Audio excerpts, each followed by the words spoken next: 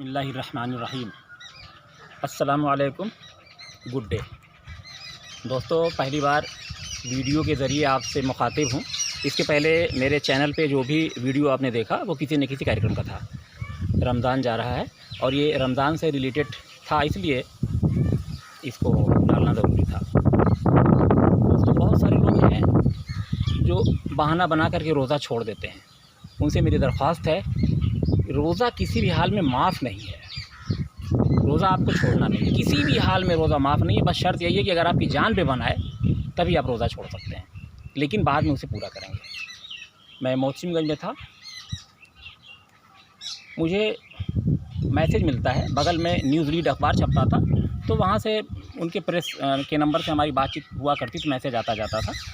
हमें ख़बर मिलती है कि आपके बड़े भाई सब इंस्पेक्टर तनवीर अहमद ख़ान मेरठ के दयानंद नर्सिंग होम में एडमिट हैं, आप तुरंत पहुंचिए, आपको बुलाया गया है। बेगम पुल के पास ये पड़ता है।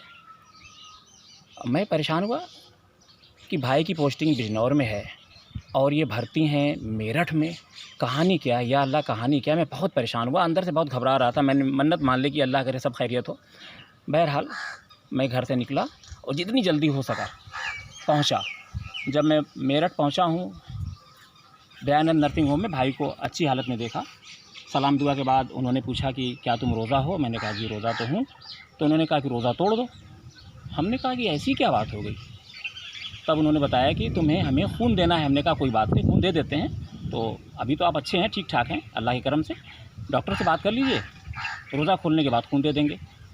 तो तय हुआ कि ठीक है, रोज़ा खोलने के बाद ही खून देते हैं। मेरा ब्लड ग्रुप और भाई का ब्लड ग्रुप दोनों ओ पॉजिटिव है, ये उनको पता था। भाई के साथ कुछ सिपाही भी थे जिन्होंने भाई को खून दिया था।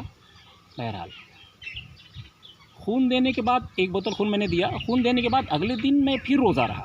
रोज़ा मैंने ब्रेक नहीं किया, लेकिन मेरे भाई एक बोतल खून निकलने के बाद जिसमें के अंदर इतनी क़ुव्वत तो नहीं होगी ना कि वो अचानक से भूख बर्दाश्त कर सके। खून बनने में भी टाइम लगता है। बहरहाल मुझे चक्कर आने लगा। तब मुझे अपने वालिद साहब की बात याद आई। बचपन में वालिद साहब से बहुत सी बातें हमने सीखी थी कि अल्लाह ताला की दी हुई नेमतें, अल्लाह ताला का दिया हुआ तोहफ़ा हमें ठुकराना नहीं है। तो ये अल्लाह ताला की तरफ से हुक्म है कि अगर हमारी जान पे बना है तो हम रोज़ा ब्रेक कर सकते हैं, माफ़ नहीं है, बाद में उसे रखेंगे। तो मैंने फिर रोज़ा छोड़ा, बाद में उसे पूरा किया। उसके बाद मुझे याद नहीं आता कि मैंने कोई रोज़ा छोड़ा हो। तो आपसे मेरी दरख्वास्त ये है कि आप भी किसी हाल में रोज़ा मत छोड़िए, कोई बहाना मत बनाइए। देखिए, जब आप रोज़ा रहते हैं तो अल्लाह की रहमतों के साए में होते हैं और अल्लाह ताला आपके ऊपर मेहरबान होता है, रोज़ा आपका पूरा होता है। लेकिन जब आप रोज़ा छोड़ते हैं तो ज़ाहिर सी बात है कि अब अल्लाह के हुक्म की नाइंसाफ़ी करते हैं। इस पोस्ट को डालने का मकसद ये है कि किसी भी हाल में आपको रोज़ा नहीं छोड़ना है।